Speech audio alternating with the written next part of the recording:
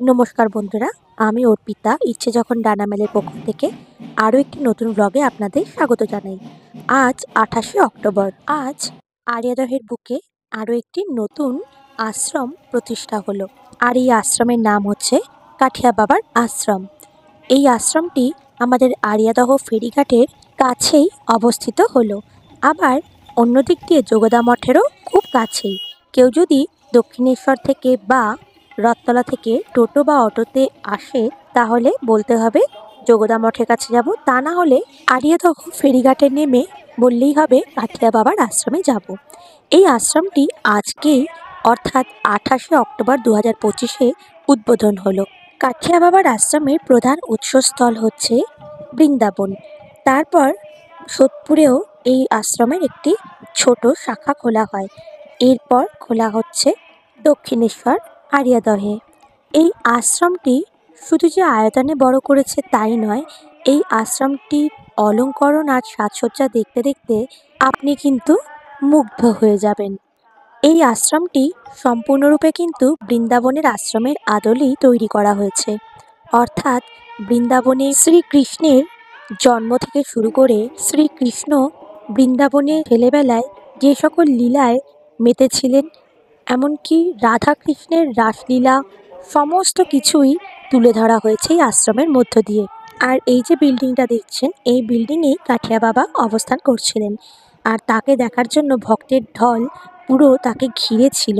যেহেতু ফটো তোলা ভেতরে অ্যালাউ ছিল না, সেহেতু আর ফটো তুলতে পারিনি। আর এই যে নিচের জায়গাটা দেখছো, সেই জায়গাটাতে কিন্তু নরনারায়ণ সেবা করা হবে, অর্থাৎ প্রসাদ গ্রহণের জায়গা করা হয়েছে। আর এইটা দেখো কত সুন্দর তৈরি করেছে। এখানে শ্রীকৃষ্ণ তার 16 জন গোপিনী নিয়ে রাসলীলা করছেন। আর এই জায়গাটা জুড়ে রয়েছে শ্রীকৃষ্ণের ছোট্টবেলা থেকে সমস্ত লীলা।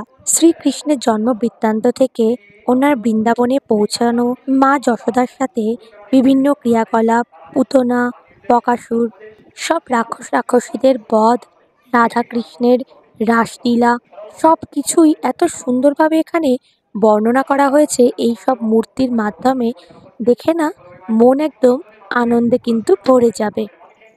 কাঠিয়া বাবার আশ্রম আজকে উদ্বোধন হলেও এই প্রোগ্রাম চলবে কিন্তু টানা 6ই নভেম্বর পর্যন্ত। এই আশ্রমে কিন্তু ভক্তগণের থাকার জন্য খুবই সুব্যবস্থা করা হয়েছে। আর এই হচ্ছে গঙ্গা মা। মা গঙ্গার ঠিক তীরেই অবস্থিত হচ্ছে এই কাঠিয়া বাবার আশ্রম। দেখুন ওই পারে উত্তরপাড়া, আরিয়াদহে সারদা মঠ, যোগদা মঠ, আর ঠিক তার পাশেই আরও একটি আশ্রম স্থাপন হলো, সেটা হচ্ছে কাঠিয়া বাবার আশ্রম। যেহেতু এই আশ্রমটি আজকেই উদ্বোধন হয়েছে, সেহেতু প্রসাদ গ্রহণের টিকিট মূল্য বা এখানকার যে থাকার ঘরের মূল্য সেটা হয়তো আমি খোঁজ নিতে পারিনি, কিন্তু কাঠিয়া বাবার আশ্রম সম্পর্কে পরবর্তী সময় যে ব্লগটা আমি ছাড়বো তাতে কিন্তু আপনাদেরকে আমি সমস্ত ইনফরমেশন ডিটেলে দিয়ে দেব। আর এখানে সমুদ্র মন্থনের পুরো দৃশ্যটাই কত সুন্দরভাবে বর্ণনা করা হয়েছে দেখুন। এত সুন্দরভাবে এই মূর্তিগুলো তৈরি করা হয়েছে, দেখে মনে হচ্ছে যেন জীবন্ত। আর গঙ্গার ধারে ঠিক পাশেই দেখুন এখানে কি বড় বড় কিছু মূর্তি ওনারা তৈরি করেছেন।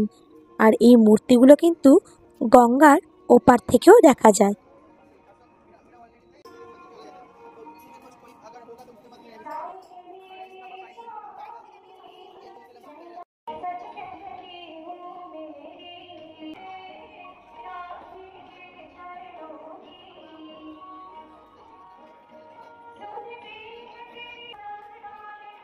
আর এই যে বিল্ডিংগুলো দেখছেন, কত বড় বিল্ডিং তৈরি হয়েছে দেখুন।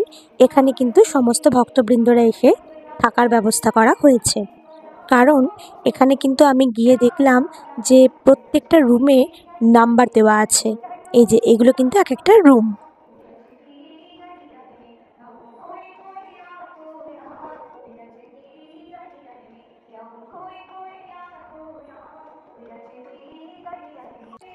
আরিয়াদহে সারদা মঠ, যোগদা মঠ পাশাপাশি তৈরি হলো কাঠিয়া বাবার আশ্রম।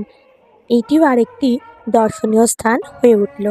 এইবার কাঠিয়া বাবার আশ্রমে বিদায় জানিয়ে আমি চলেছি মা মুক্তকেশী মন্দিরে, মা মুক্তকেশীর মন্দিরে মায়ের দর্শন করে আমি তোমাদেরকে নিয়ে যাব আরও একটা জায়গায়।